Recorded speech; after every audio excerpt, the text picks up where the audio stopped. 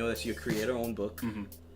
and I'm sure that you have a lot of your pride and a lot of your family influences, being a dad, husband. Absolutely. You want to just share a little more about those influences that helped you create Molly? Well, I created, in all honesty, I created Molly long before I became a husband and a father. And when I first created Molly, it was much more of a mercenary effort. I was trying to, figure out, if I wanted to pitch a cartoon, basically, and I was trying to figure out, what I could do that would be a little bit different, and this was back in 2003. So around that time, you had stuff like Kim Possible and Atomic Betty and The Life and Times of Juniper Lee. Yeah, more girl-centric action cartoons.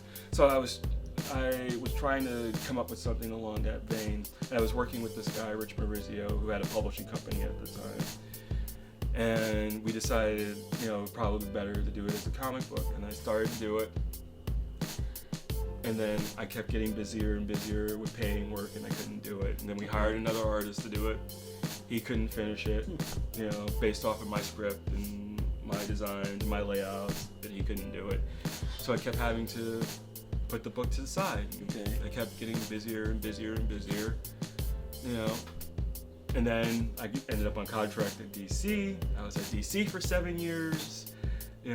2012 rolls around and I'm not on contract anymore, and I'm sitting at my desk trying to figure out what the next step is going to be. Like what am I going to do now? I did everything. I'd always said that I wouldn't leave DC until I got the chance to draw Superman, and I got the chance to draw Superman. Awesome. In fact, I did the very last issue of Superman before the New 52 reboot. That's gotta be a special place in your heart. Yeah, right there. it is. That's something that they can. Never take that away from you. I did that, and I have a page in Action Comics 900, like a page and a half in that. Nice. And those are things that they'll never be able to take away. That's right. And I was again, it was sort of like another kind of come to Jesus moment. Yeah. Where I was just like, what am I going to do now? Am I going to go just keep freelancing? Or am I going to do something with all these ideas that I have in my head? Go into business for yourself. Yeah, And what happened was I got approached by another writer about pitching a project to Kickstarter, which at the time I'd never heard of. Yeah. And I took a look at the Kickstarter website. I was just like, you know what? I could do this. I could do this myself. I don't need to team up with another creator. I want to write. I want to do my own projects. Let me do it. So I put together a campaign. My name's Jamal Igle, and I love comic books. What I'm planning is a 4-book European-style graphic album series. That's why I'm coming to Kickstarter to raise the funds to produce the first Molly Danger book. Molly's something that I believe in, something that I want to spend the next couple of years dedicating my life to. The only way that I could do it viably is to raise $45,000. I believe in Molly as a character. I think that there aren't enough characters for young girls to look up to who aren't hampered by being overly sexualized or by being subservient to another male character. I specifically designed Molly to be sort of an antithesis to mainstream superheroes. The story of Molly really is a story about family. It's about family, it's about finding yourself as a person. I believe in Molly Danger. I think that she's the right character for the right time, and I think that that time is now. I hope you come along on this journey with me. I look forward to hearing from you soon, and thank you for looking at my Kickstarter video. It means the world to me. I launched it, I raised $50,000. Wow. That's a lot of money. Yeah. And now you did that in 30 days, right? Did it in 30 days. 30 days? Yeah. And that's impressive. Yeah. To talk after. Well, but I'm running a Kickstarter right now for Yes. the next Molly Danger, That's- which is going to be the series. Yeah. And we can see that, and very successful in that first campaign. Yeah. And we know the second one's going to be just as successful. And Molly's definitely an interesting and unique character. more about Molly, who she is. Sure. Molly is a 10-year-old superhero who's been 10 years old for the last 2 decades. So she is this superhumanly strong, invulnerable, and possibly immortal 10-year-old girl who acts like a 10-year-old girl, thinks like a 10-year-old girl, but has the combat training of a 20-year Marine veteran. Wow.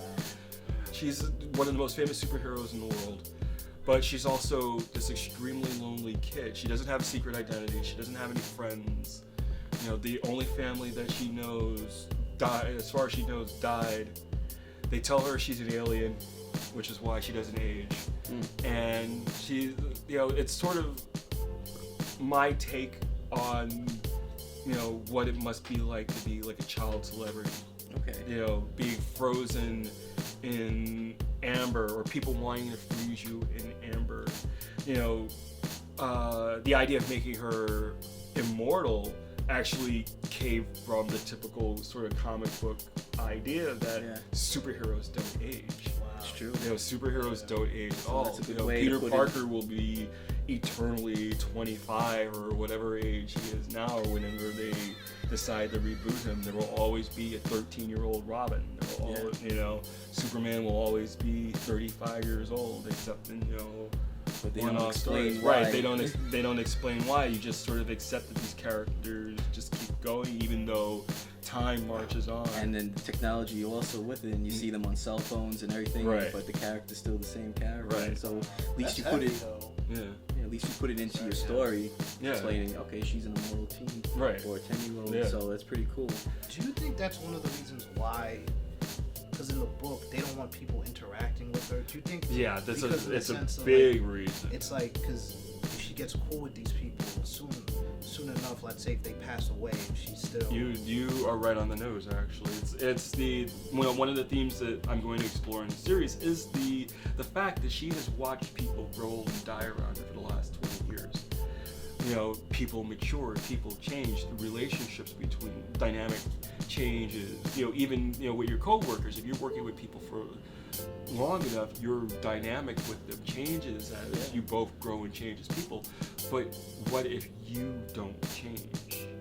You know, they still, you know, you respond to them, or you try to respond to them the way that you always do, but they mature, they change, you know, things happen to them in their personal lives. So, you know, how does Molly cope with that idea?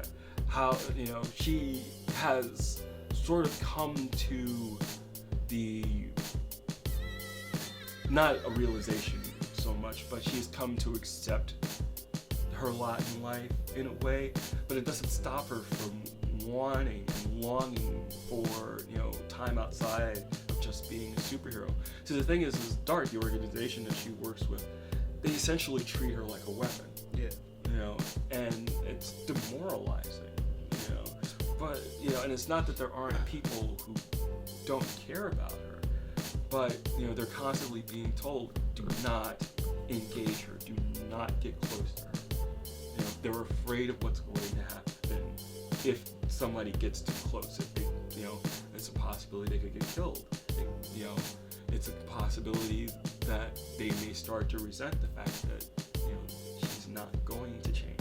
She's not going to age, and they expect her to change. They expect, you know, kids to mature after a certain point. And at the same time, Molly is like any kid who works with adults. They try to speak older than they are. They try to act older than they are. Yeah, she has a little sass in her. Yeah, you know, she's just like any other kid. She's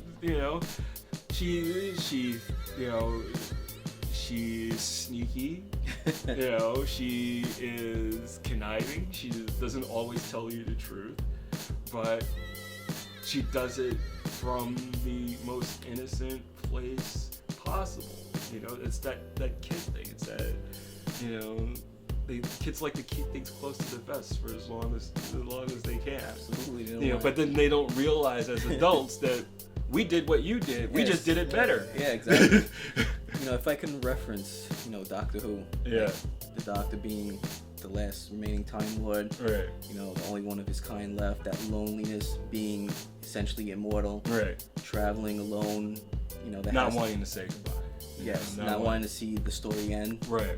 You know, I kind of, you know, put that with how Molly is. Absolutely. There's definitely a little bit of that. And I think with the relationship that I'm trying to develop between not just her, but with Austin, who's her pilot, and then Austin's stepson, Brian, you're going to have two very different dynamics that she's trying to negotiate between. And it's, you know, it's going to be the difference between, you know, working with, you know, somebody who's kind of immature and then having to deal with other kids for the first time in her entire life. So, you know, and straddling that line in between. So I could see why Dart Yeah. would want to keep her away from people, because maybe they don't want her to be human. They want her to just be a weapon. Is that... There's the way that I try to think of it, it's sort of like the commander of a ship. Yeah. They don't like the commander in the Navy. They don't like commanders to fraternize with subordinates. You know, they want to create a sort of line of separation between, you know, a commander and a crew. Even in the workforce, that's like that's true. You don't chain of command. you don't want that line to be blurred. There needs to be a definite chain of command because she barks out orders. You need to have, you know, that line between respect. the two, right? You know, and it's, you know, hard. It's hard enough for adults to respect children, you know, in general. Let alone if you got this, you know, what looks like a kid, you know, telling you what to do constantly. To me, also, her character seems like, I know this sounds harsh, but like a ticking time bomb, because in a sense of because she's so young, so she could be manipulated also.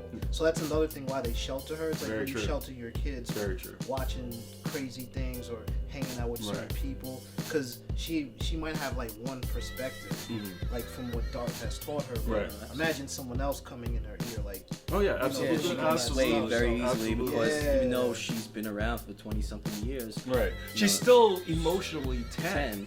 You know, she's still, you know, mentally and emotionally 10. You know, her heart broken over her family being dead. Right. Thinking she's always alone in a crowded room. Yeah, absolutely. And you know, if someone wants to lend a friendly ear, might be able to persuade her to do something that she shouldn't.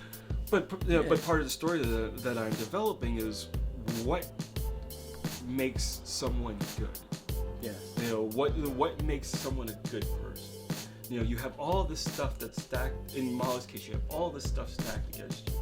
You know, you're never going, as far as you know, you're never going to age. You're never going to get older. You're never going to fall in love. You know, you're sort of like in this glass case almost, observing the world around you, even though you're interacting at the same time. You know, it's difficult for her, you know. And at the same time, she is the face of an entire media empire. She lives in a museum.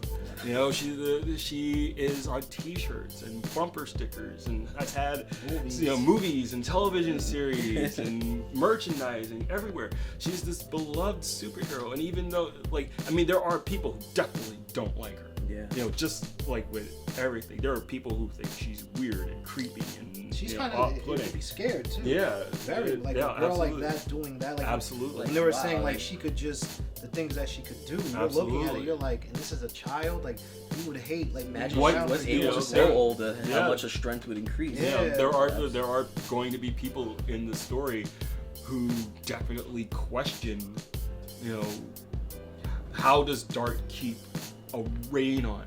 How do they keep her under control?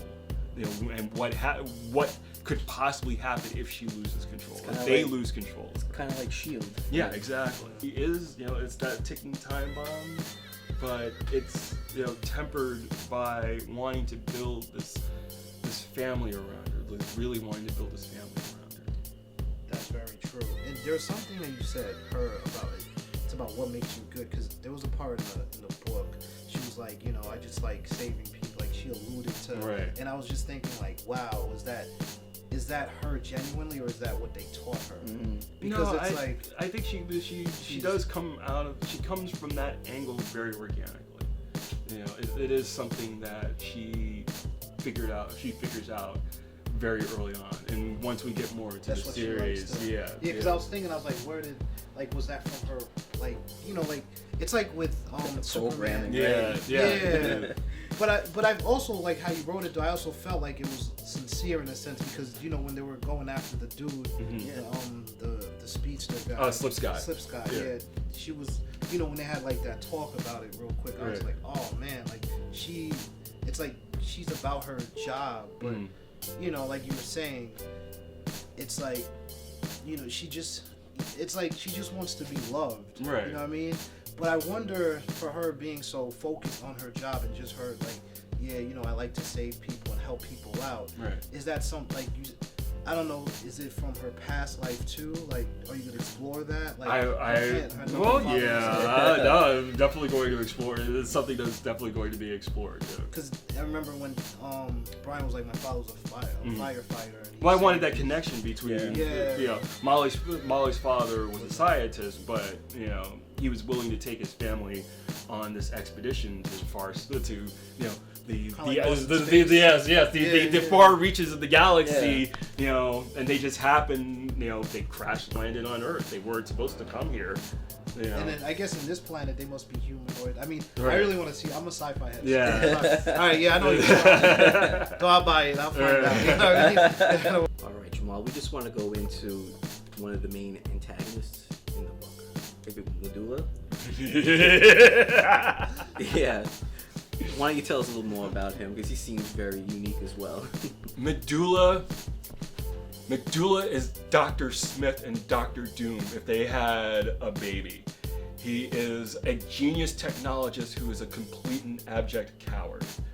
He is my homage to every mustache twirling, cape wearing supervillain that you could possibly imagine. He is the most fun character to write because he is literally, even though he doesn't have a mouth, he is the scenery chewer.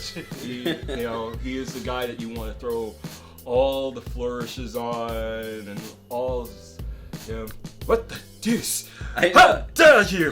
There's a little Tim Curry from Rocky Horror.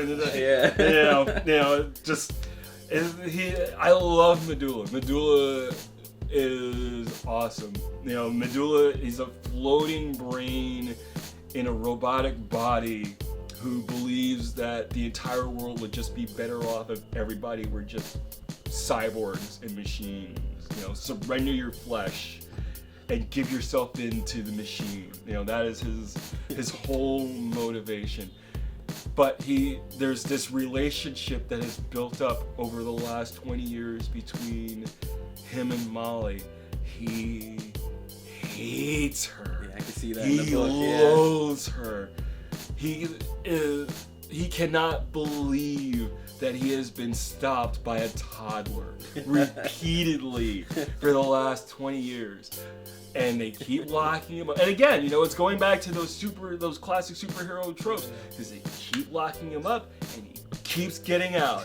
And every time he gets out, he comes back with a bigger, badder machine, a giant robot, killer tanks, retrovirus, cyborg retroviruses, just all sorts of doomsday devices. And the thing about Medulla, he's this genius who basically builds everything out of junk. He takes junk parts and makes these complex machines that nobody knows how to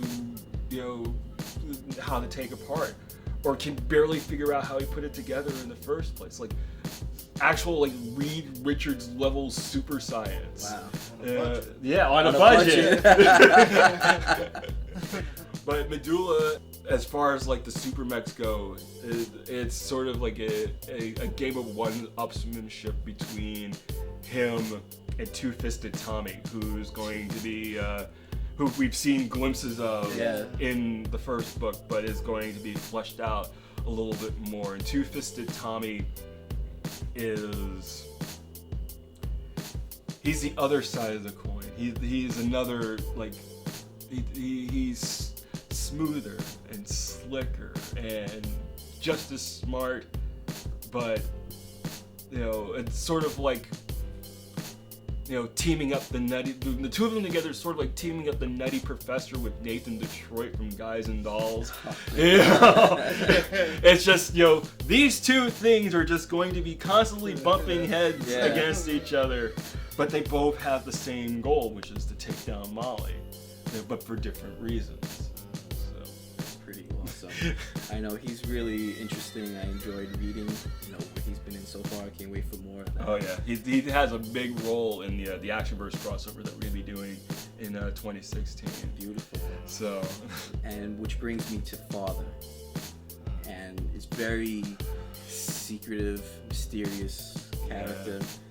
Can you shed a little more light on him, or is that something that you're gonna slowly unveil with each issue? We will slowly unveil it, but the thing that I can say about Father is the way that I just described Medulla and his level of intelligence, it comes from somewhere.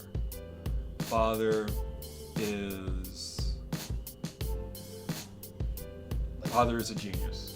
He's like the Emperor. He is very much like the Emperor, but there's a particular reason why Father has come back at this point in time, and that is going to be explored over the course of this series. Father, just like any other person or super mech, is not everything that he says he is, but his relationship to Molly, his relationship to the super mechs, his relationship to Dart will all be explored over the course of the series. In a lot of stories, we were talking about, the Emperor from the Star Wars movies, same thing, he was, manipulating things behind the scenes the entire time. You want to sell your own hands. Yes, exactly. Voldemort also, was, pulling strings even when, he didn't have a form of his own. Yeah. So, there's an intrigue to characters like that. What I find very interesting is what the ultimate motivation is. What drove them to that point? Why do they do the things? Because it comes from, there's either a lust for power, a lust for acceptance. There's always something deeper, and that's something that I want to explore. That's awesome. I have my views on that one. Let you share some. No, maybe like off camera. Okay. Yeah. Because something just came in my head. Yeah, I was okay. just like, oh, whatever. Now, because Molly, she's pretty much alone in her own little world. Right. Surrounded by people, not allowed to talk. Now you introducing Austin's stepson, Brian. Yeah. So now her and Brian trying to establish this friendship. Mm-hmm. You plan to let that expand a little further? Absolutely. One of the reasons why I decided to do the series instead of just going and doing a second album was the opportunity to sort of flesh out Brian's world. And flesh out how Molly will interact with Brian. Because you have to keep in mind, she's never been around kids her own age. The times that she has been around kids her own age, and one of the things that we set up, we have the Actionverse crossover that I was talking about before. Issue 0 comes out in December, and we're doing a preview for Halloween Comic Fest this year. Awesome. And one of the things that we establish in that is that Vito Del Sante's character Stray and Molly used to team up when he was a member of the Teen Agents. Nice. Wow. So it was sort of that classic like Superboy, Robin team up, like Silver Age team up kind of thing. Cool. And then Rodney grew up and abandoned the superhero life for a while and before his father's death, and Molly was alone again and didn't have a contemporary. So that must have took a toll on her too. It did. And that's something else that I wanted to kind of delve back into and get into a little bit, because there are, other, teenage superhero characters in the Actionverse from, Rodney's time as a kid sidekick and as a teenager, who also interacted with Molly, but they didn't quite have the same relationship with Molly that Rottweiler did. So, yeah, I'm looking forward to really being able to flush that out a little bit. It's gonna be good to see, because it seemed that she was really excited that he wanted to be her friend. Yeah. She snuck into his room when he was sleeping. It was kind of creepy. It's a little like a little creepy, much. but just to see her youth, you could see that even though she's old in a way. Yeah, there's an impetuousness to Molly. Yeah, it's like an innocence. Right. She just was so happy to be accepted by somebody. And we're gonna see that expand. Yeah, we're gonna see that relationship blossom. That's gonna be great. And we just want to go, further with you. How far do you want Molly's Adventures to go in terms of, her book run? Do you ever anticipate doing an animated series, animated movie, maybe even live action? Oh, I would love to just take her.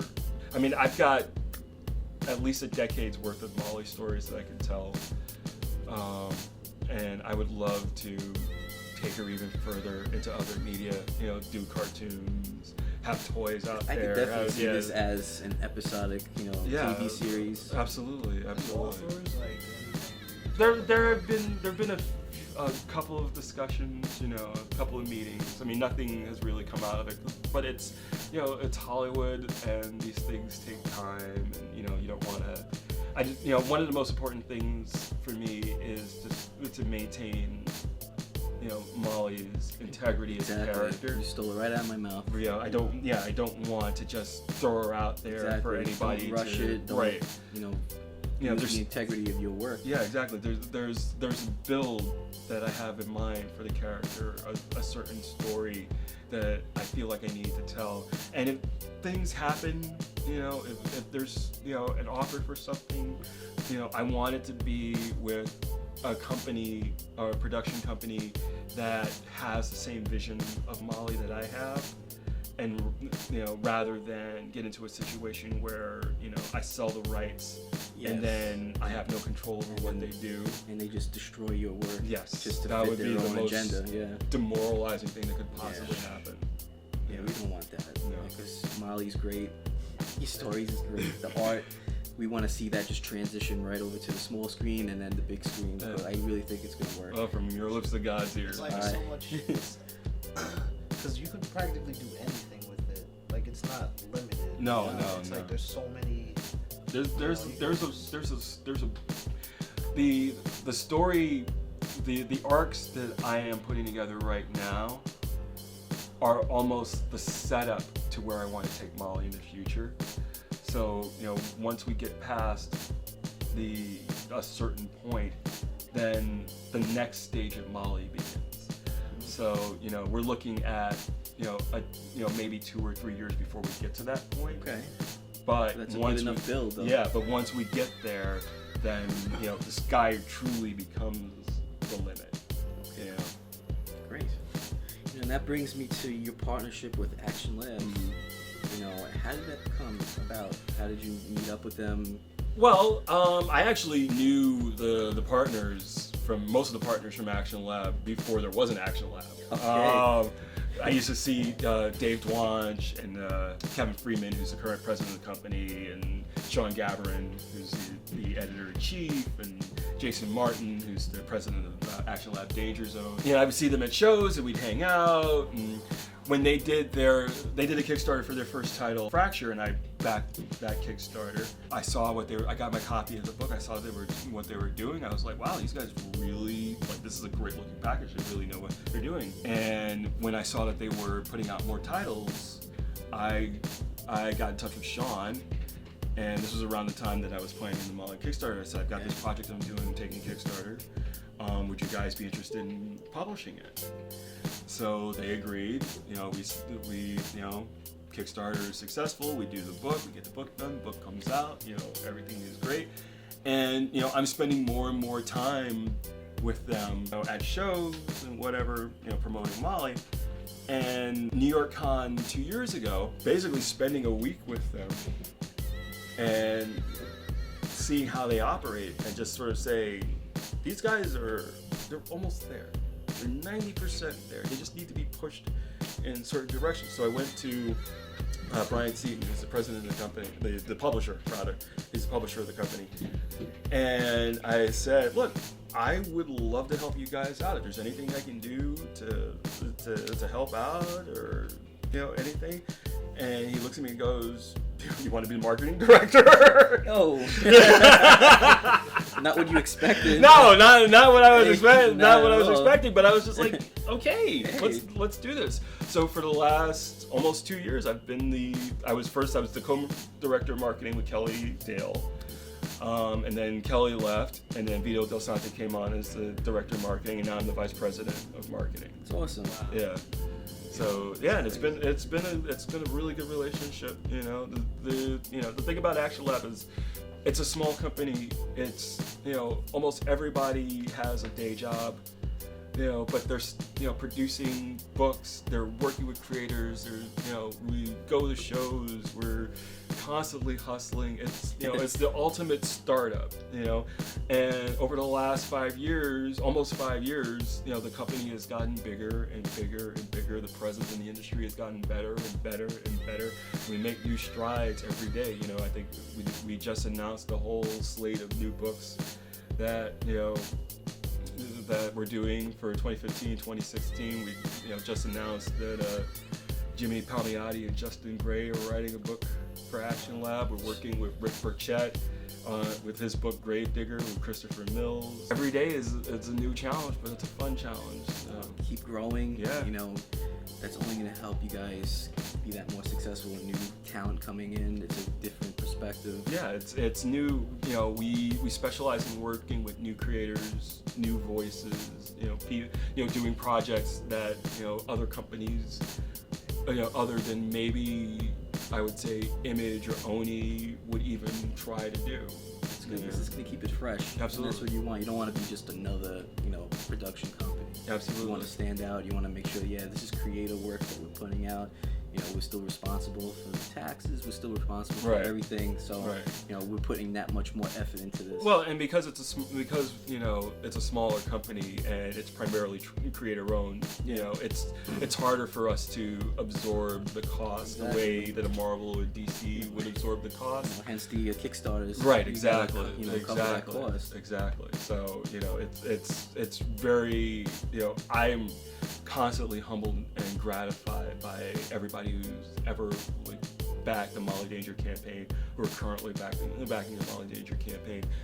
I can't do this without them. It gives me the opportunity to get the issues done, have everything ready to go when it needs to go to the printer and when it needs to go to Comixology for for the guided view. Yes, and that's a great thing to bring up because we awesome. wanted to talk to you about that. You have a great relationship, with Comixology. That guided view is I never seen that before. It's phenomenal. It just brings your book to life. Yeah. John Roberts and his team is nothing short of amazing because they work very hard to get the guided view stuff done. They really do, and they take their time to talk to the creators and plan stuff out.